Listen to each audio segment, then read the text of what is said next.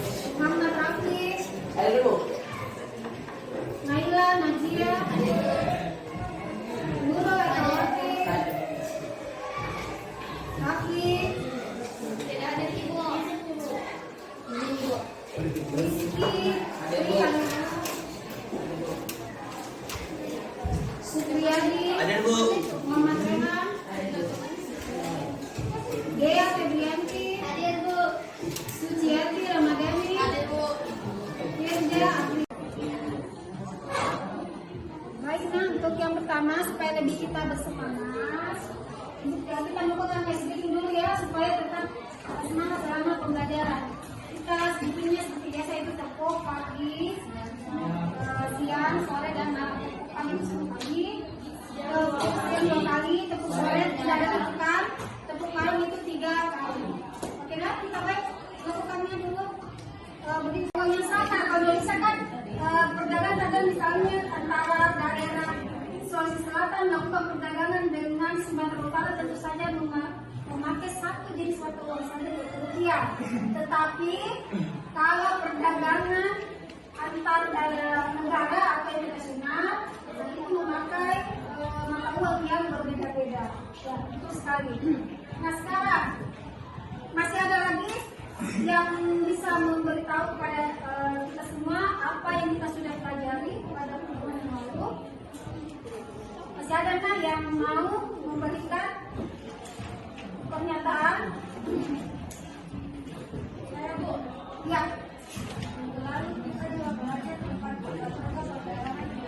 Baik, saya kira sudah cukup ya. Nah, sekarang kita atau ibu mau mengaitkan pada pelajaran kita pada hari ini. Karena minggu lalu kalian sudah mengetahui apa pengertian dari internasional, kemudian contoh-contohnya. Setelah itu faktor penyebab terjadinya perdagangan internasional.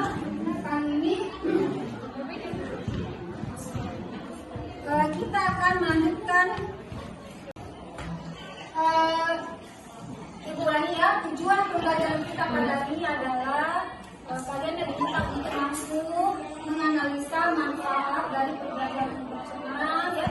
Kemudian hambatan apa saja yang ditemui selama kegiatan perdagangan internasional dan bagaimana cara mengatasi hambatan perdagangan internasional ya. Jadi ini ada 3 tujuan pembelajaran kita pada saat ini ya.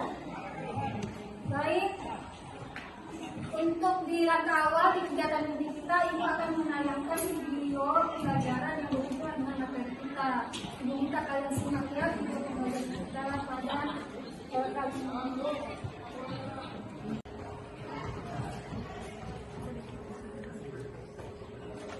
Ini pertemuan antara bangsa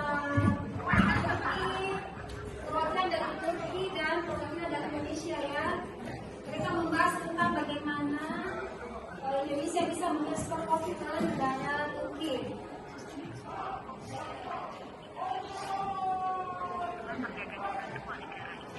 Jadi mereka membahas bagaimana peraturan-peraturan yang mereka sepakati bersama ya.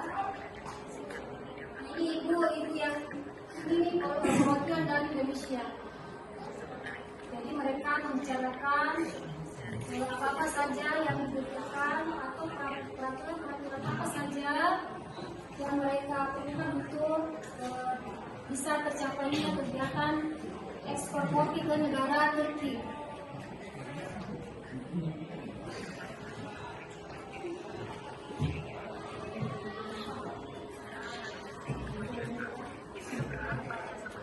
Jadi nantinya 3 masalah ini atau 3 pertanyaan ini kalian tulis di dalam LKB disebutkan, dibutuhkan, kemudian kalian mencari apa jawaban dari masalah itu. Siapa yang harus tulisannya bisa baca menulis dulu? Masalah tadi. Ya.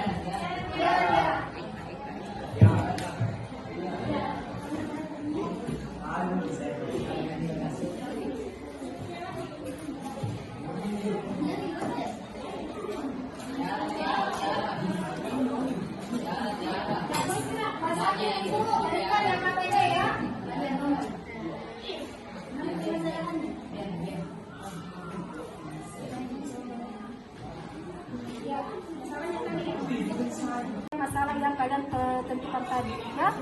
Jadi misalnya Rehan yang menjawab masalah yang pertama, kemudian yang lain ikut membantu ya. Ya. Ya nanti ibu berikan ya LKPD-nya sekarang.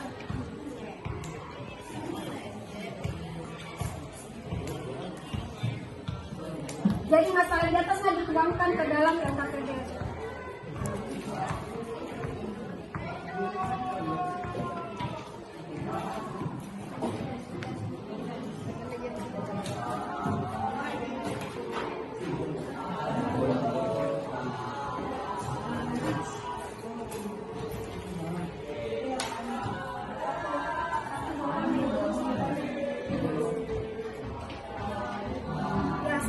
Gantian yang menulis jawabannya.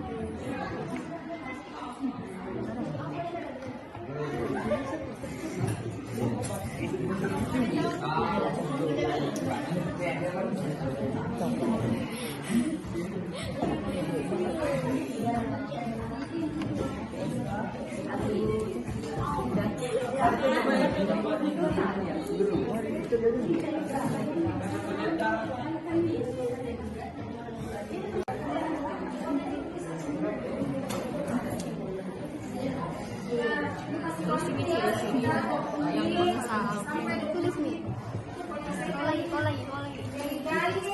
Terus informasi dari buku paket ataupun dari internet ya, jawaban dari ketiga masalah tersebut ya.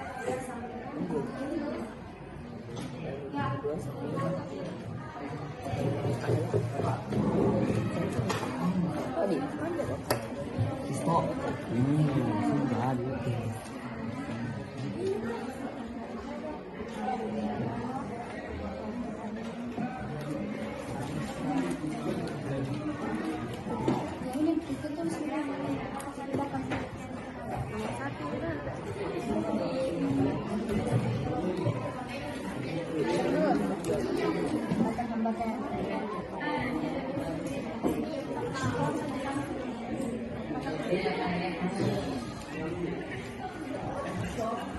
Saya lagi bilangin kelompok 1, kelompok 2, kelompok 3 sana ya. Kelompok 5,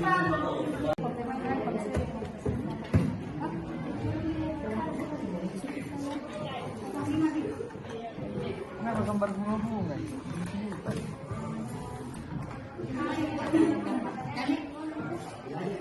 Oke, nah, saya kira waktunya sudah cukup untuk kalian mendiskusikan untuk mencari jawaban dari ketiga masalah yang kita sudah tentukan di awal kegiatan ini tadi. Nah, sekarang waktunya adalah untuk mempresentasikan atau hasil karya-karyanya atau apa jawaban dari masalah yang kalian sudah temukan tadi. Ini bukan untuk kalian ini, untuk teman kali ini, dua kelompok yang akan mempresentasikan jawabannya ya. Nah, untuk kali ini Ibu akan berikan pertama kali kelompok 1 untuk membacakan apa jawaban dari ketiga masalah yang sudah kalian tentukan tadi. Silakan, Nak.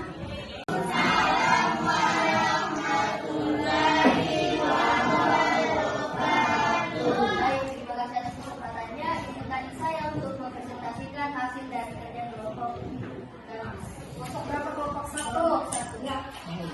baik. Masalah pertama, Apakah dibacakan masalahnya itu, Nak? Apa masalah ini yang di atas ada juga di atas.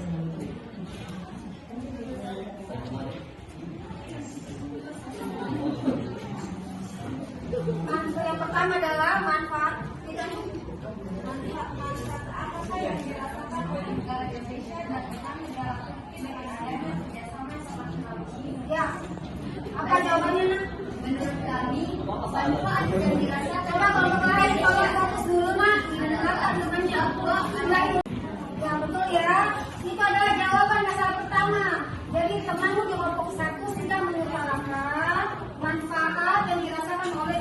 Indonesia dan negara Turki ya. Sebentar kalian menyangka kalau memang ada politik sanggar ya.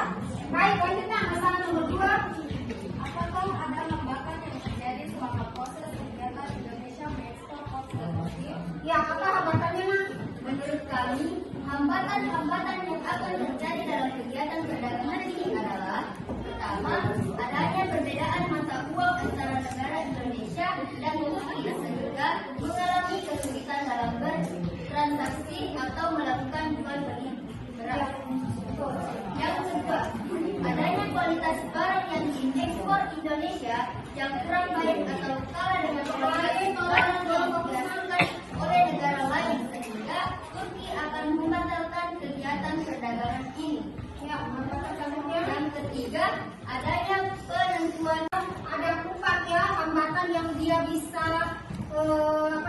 sebutkan selama kegiatan perdagangan internasional ini. Baik, sebentar kalian berikan masukan atau tambahan ya.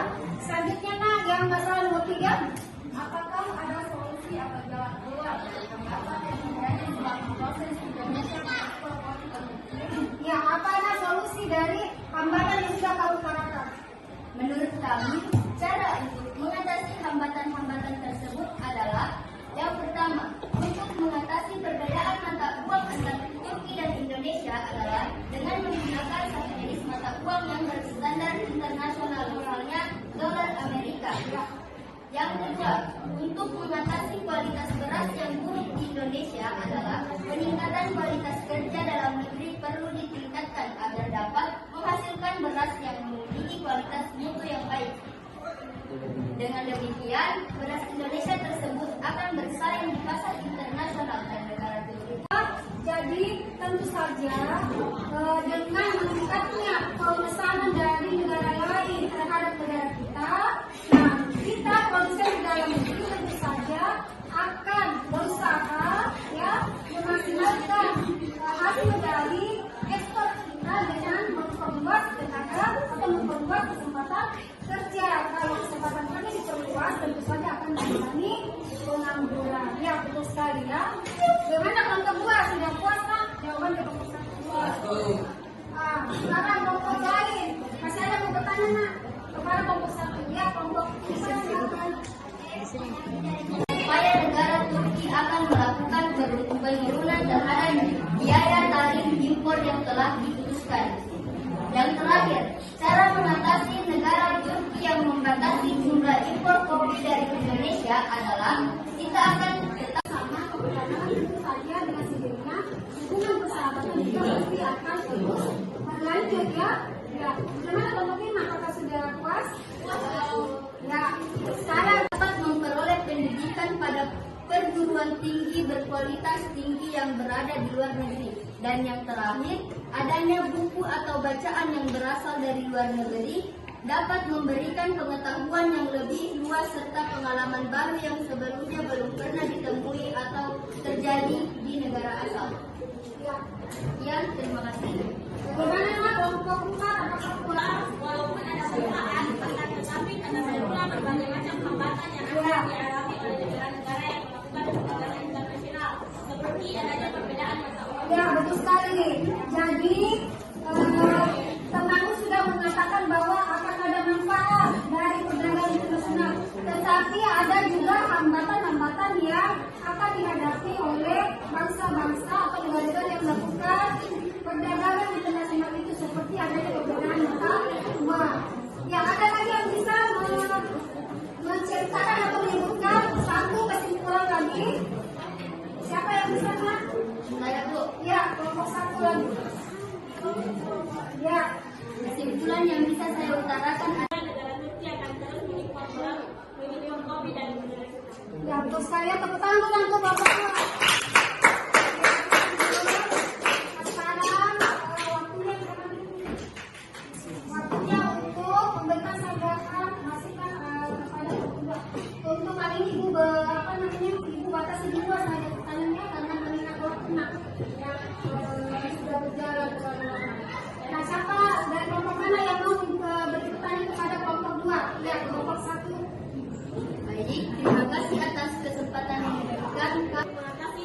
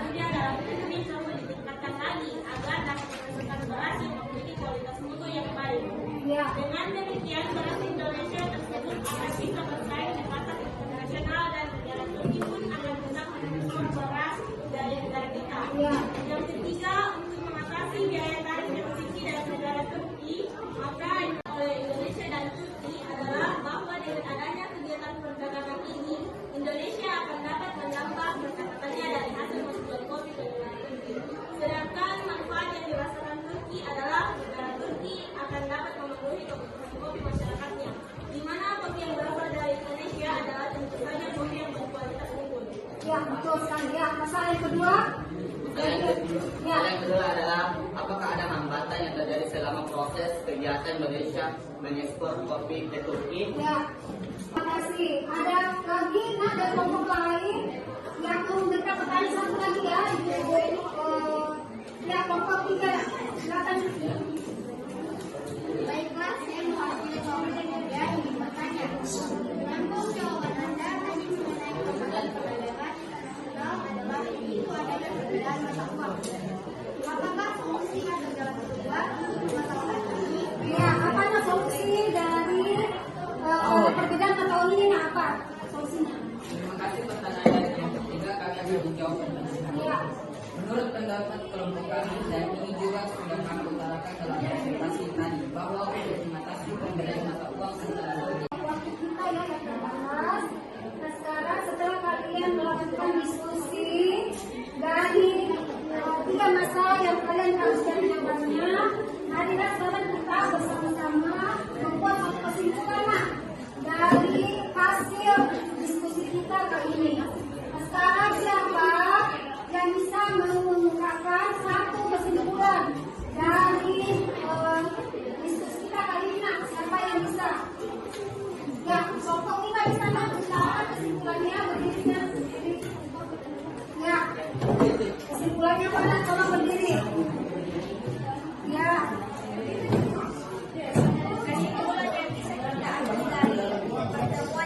Ya, tolong yang lainnya didengarkan temannya membuat kesimpulan.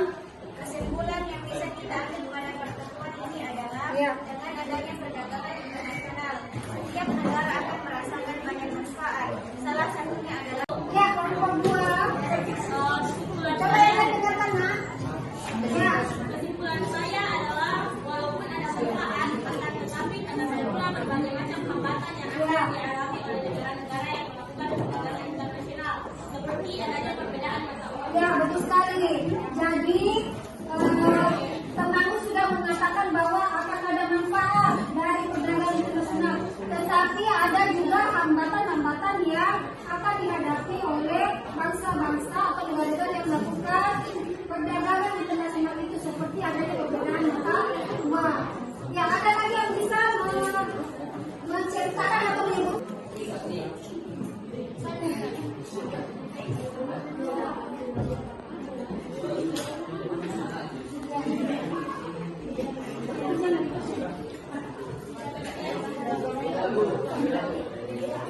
Ya, yang satu lagi.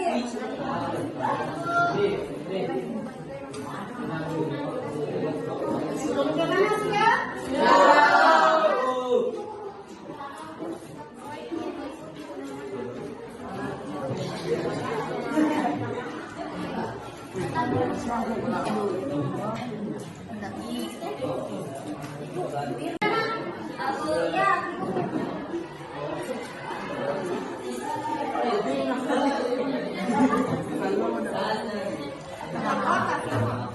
Kali kalau kali.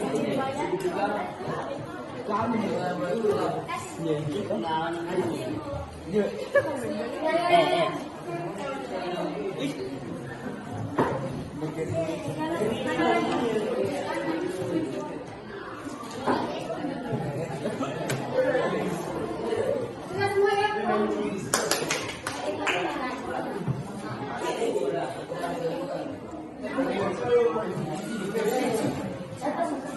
Karena baik kita hari ini kita sudah apa namanya? Kita ada di waktu kita yang terakhir ya. Jadi kita sudah melakukan pendahuluan, apresiasi, kemudian kita diskusi untuk menentukan cara yang bagus dulu. Kita melakukan refleksi ya. Nah ini sekarang bertanya, apakah kalian senang mengikuti pelajaran pada hari ini?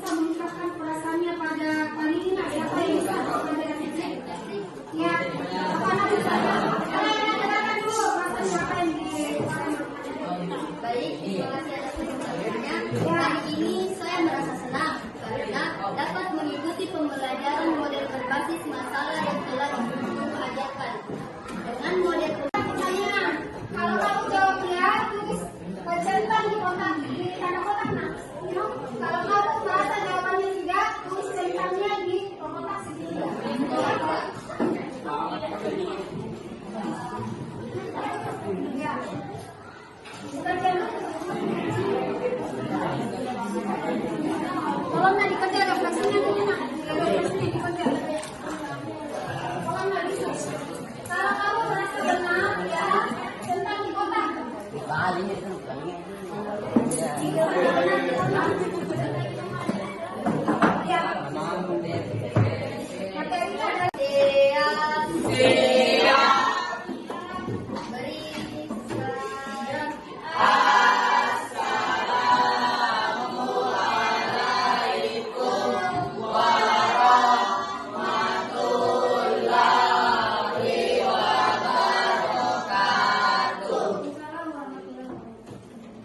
Sebelum kita mulai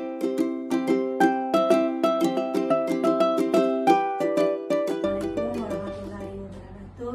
Yang kami hormati Bapak Naim SPD MPD selaku pengajar praktek kami.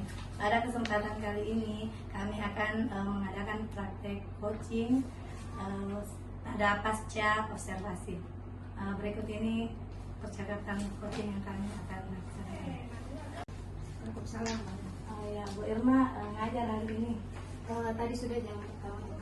Iya, ini ya Bu, kita ketemu lagi ya Bu. Kemarin waktu 1 minggu yang lalu kita sudah mengadakan percakapan tentang pra-observasi dan sudah melakukan saya sudah melakukan observasi pada supervisi akademik. Ya. Jadi pada kesempatan kali ini Bu, saya akan mengadakan praktek coaching yang akan saya lakukan pada pasca observasi. Di sini Bu, yang saya akan tanyakan kepada Ibu, ini kan percakapan kita ini kan terkait dengan apa yang dilakukan kemarin, apa yang Ibu Irma lakukan pada saat observasi kemarin. Mungkin pertanyaan saya Bu ya, bagaimana perasaan Bu Irma pada saat melakukan pada saat supervisi akademik kemarin? Kemarin itu pada saat observasi saya merasa lega karena saya sudah merasa yakin bahwa saya sudah menjalankan apa-apa yang tercantum dalam RPP saya, mulai dari pendahuluan, kemudian langkah pembelajaran, setelah itu ada evaluasi. Ya, jadi apakah pada observasi kemarin itu sudah tercapai ya Bu ya? Iya. Jadi kira-kira Bu, kalau misalnya sudah tercapai seperti itu, ada tidak keunggulan yang Ibu terlihat pada saat kegiatan observasi yang kemarin?